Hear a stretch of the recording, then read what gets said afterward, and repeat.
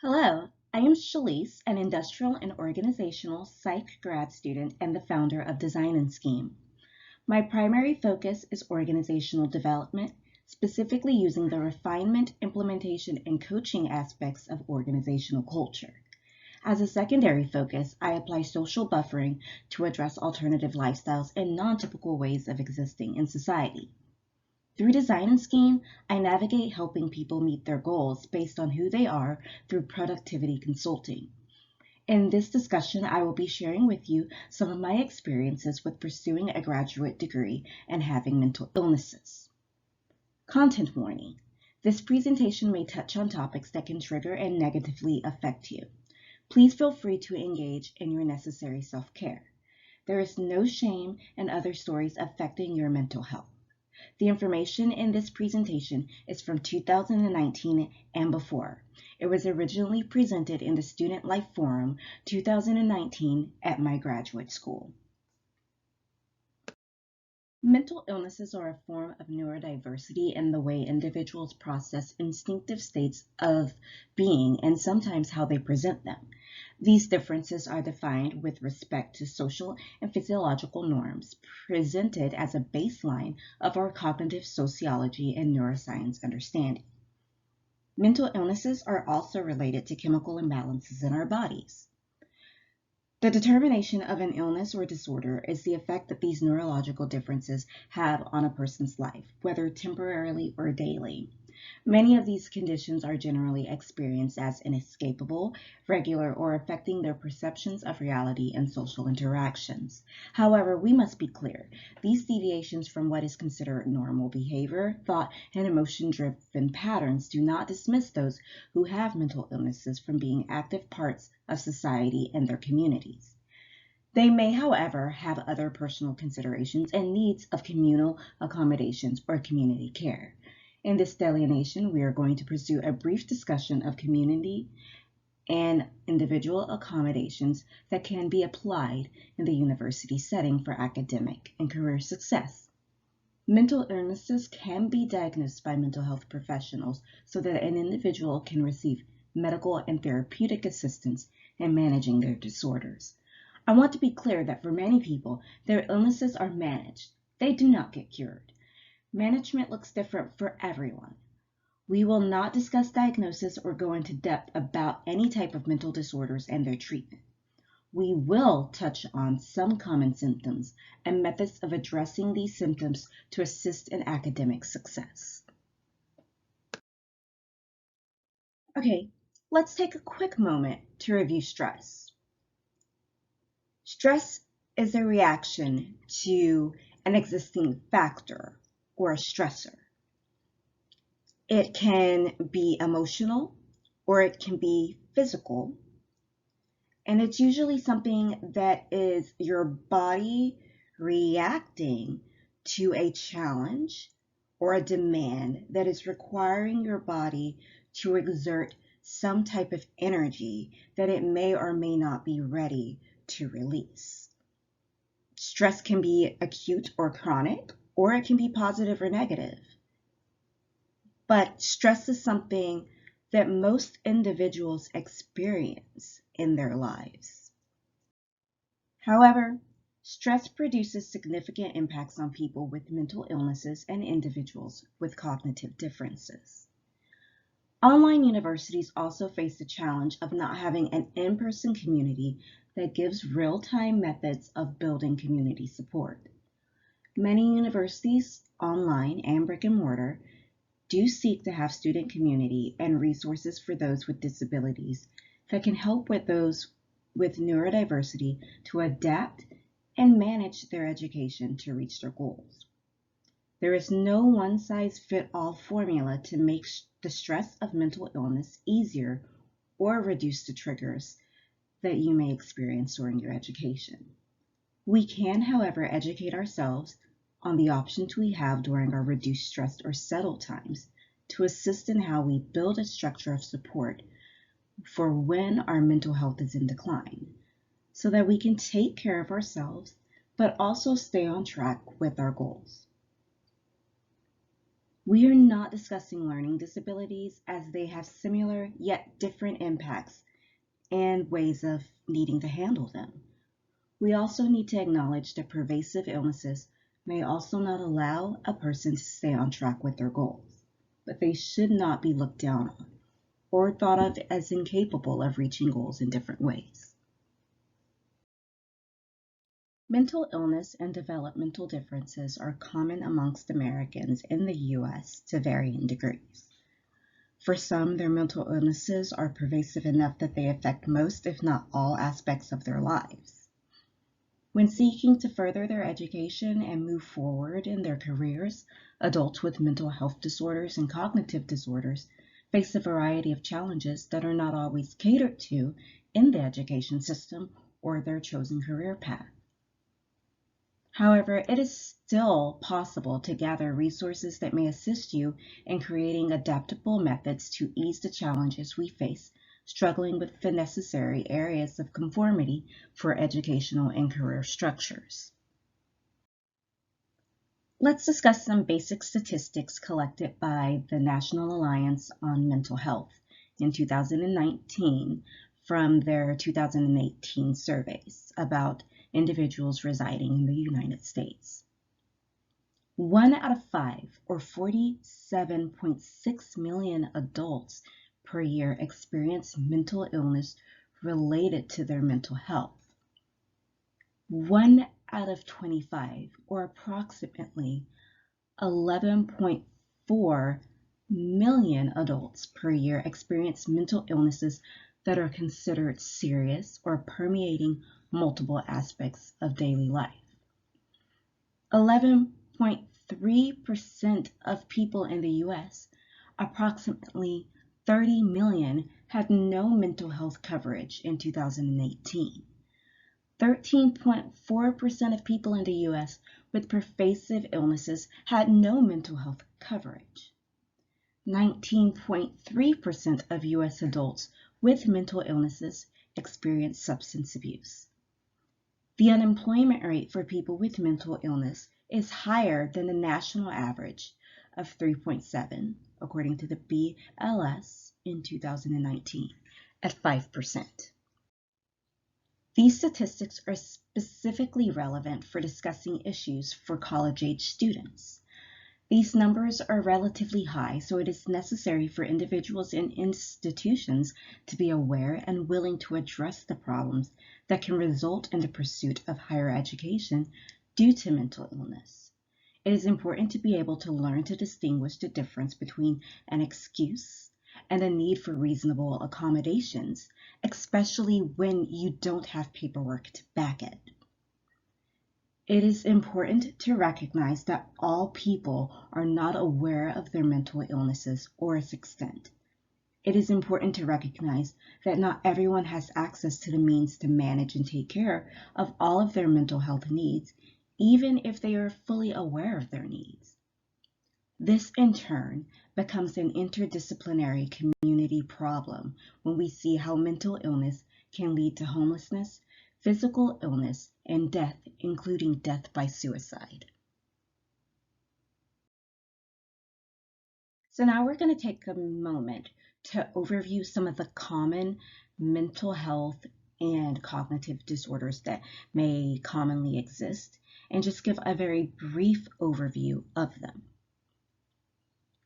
Anxiety disorders are mental health conditions that involve disordered relationships to instinctual early warning signals that are part of our body's biological response. These responses generally include distinct discomfort or feelings of helplessness and stress-related changes to the body's physiology. PTSD is a type of anxiety disorder. Depression is a type of mood disorder, or disordered sadness, as some people understand it, that is persistent, often causing a lack of energy, feelings of loneliness, and hopelessness that are long-lasting. There are several types of depression that affect people in different ways. Bipolar is also a depressive mood disorder. In summary, ADHD is a brain disorder that generally causes people with this disorder to struggle with inattention, impulse control, and hyperactivity. This may result in some individuals hyperfocusing on certain activities or not being able to maintain their attention for one task to consistently follow through with it. It may also cause individuals to make faulty decisions. Eating disorders are different from diet adaptations due to weight management and trends, though these may influence eating disorders. Eating disorders are severe distortions in our relationship to a person's body and how they view food, resulting in distorted diet changes and sometimes physical activity changes that can affect their health in negative ways. There are many types of eating disorders, including anorexia nervosa, bulimia nervosa, and binge eating disorder. These disorders can result in lethargy and diminished brain capacity to more seriously multi-organ failure and death.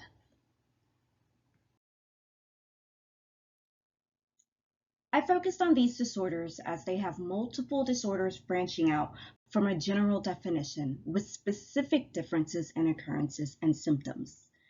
These examples of mental health disorders and cognitive disorders demonstrate typical behavior that can cause college students to struggle with continuing their education and starting their career.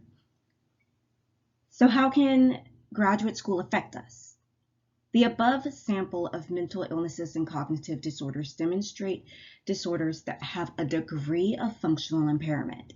It is important to remember that mental illness affects our daily functioning. Mood disorders also have a tremendous capacity to cause functional impairment.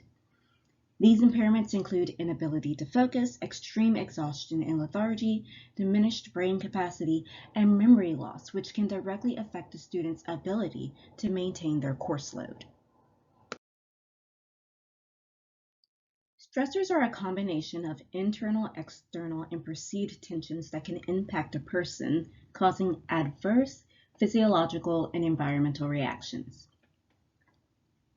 They can be a result of self-esteem related to imposter syndrome, insomnia or fatigue, the stress of assignments and balancing work, school, life, psychological distress, resources to complete assignments, and interaction with peers.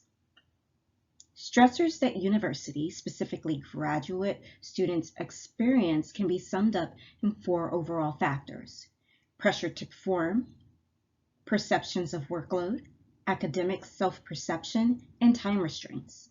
Discrepancy between the expectations and intended outcomes can often conflict with the reality of school-life balance. And in students with mental health disorders, it becomes harder to achieve. Stressors related to graduate school for students with mental illnesses can also include masking, trouble adapting to ideals of conformity, and working through work-life conflict in ways neurotypicals do not have to consider in order to schedule and stay on task. Maintaining mental health knowledge can assist students in advocating for themselves by discussing limitations with teachers and necessary university staff to create strategies for success and to create reasonable accommodations where they can be made. This can also be a skill that can be carried onto the workforce.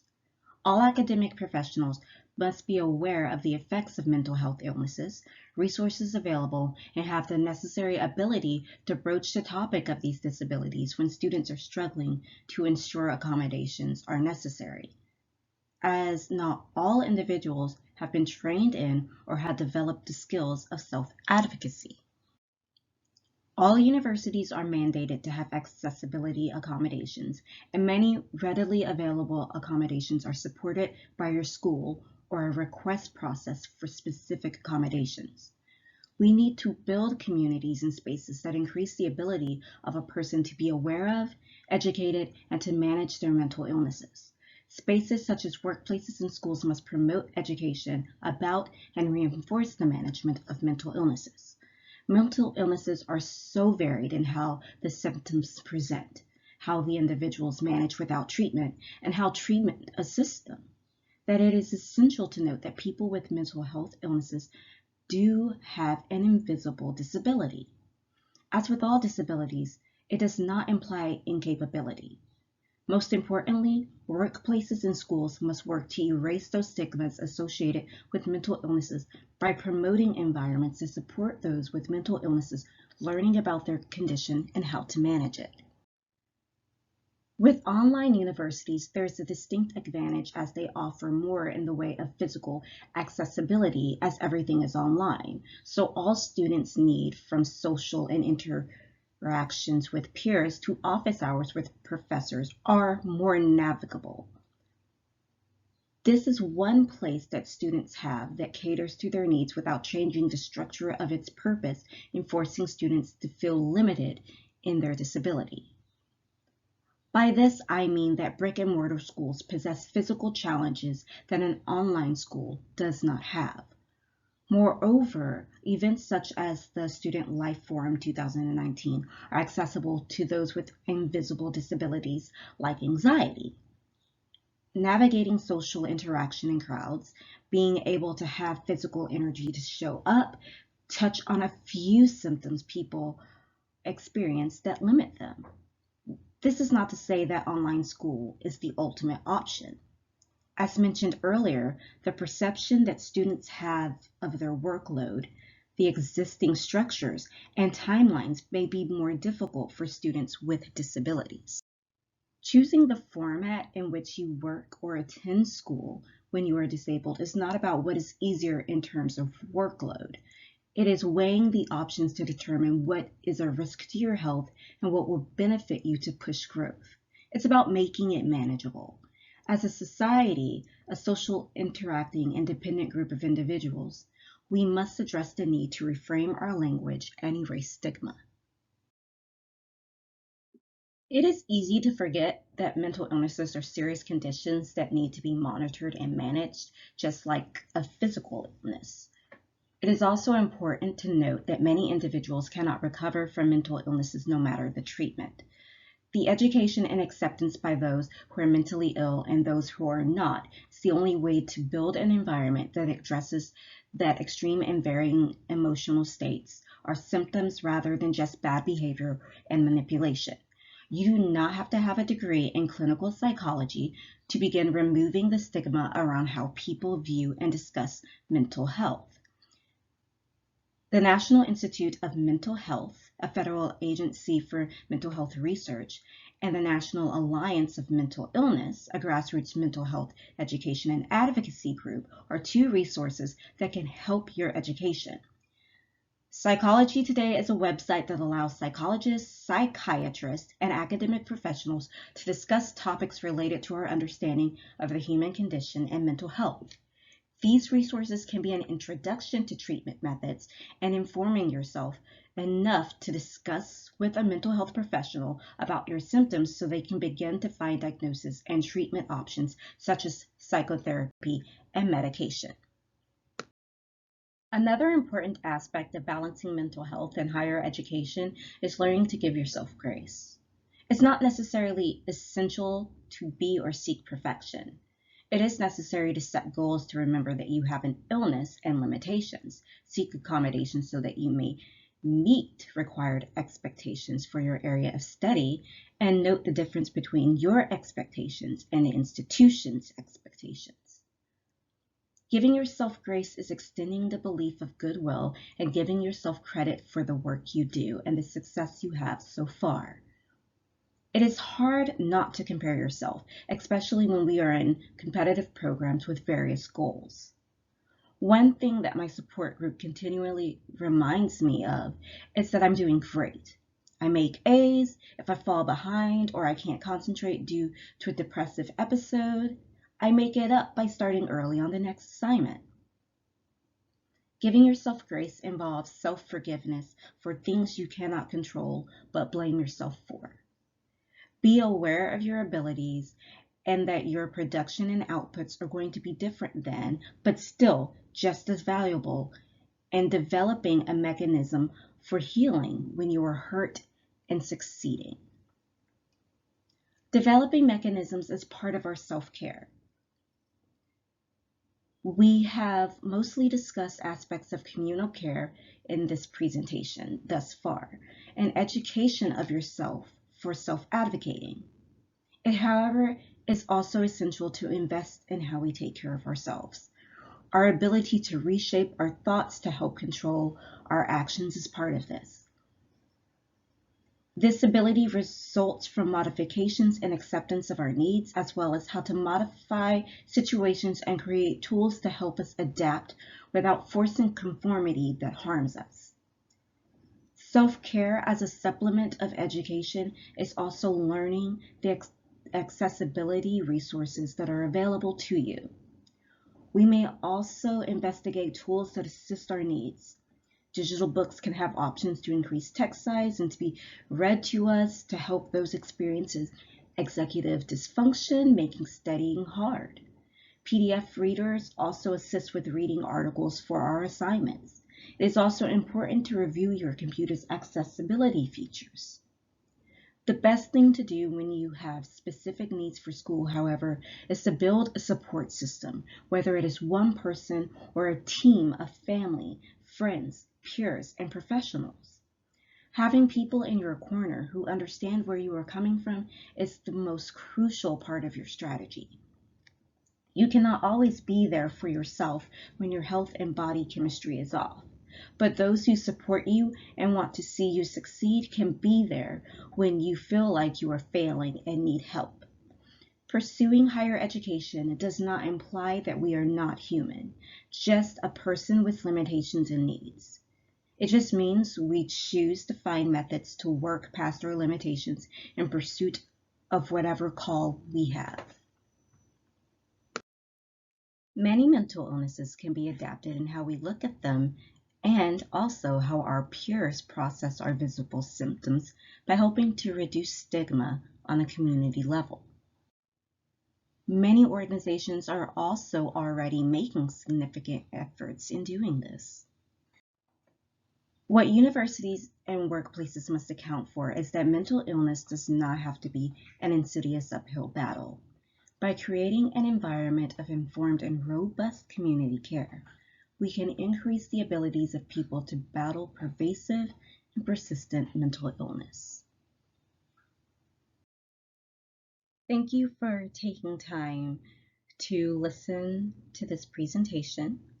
I hope that it helps someone to really understand who they are and that the goals that they want to meet are possible.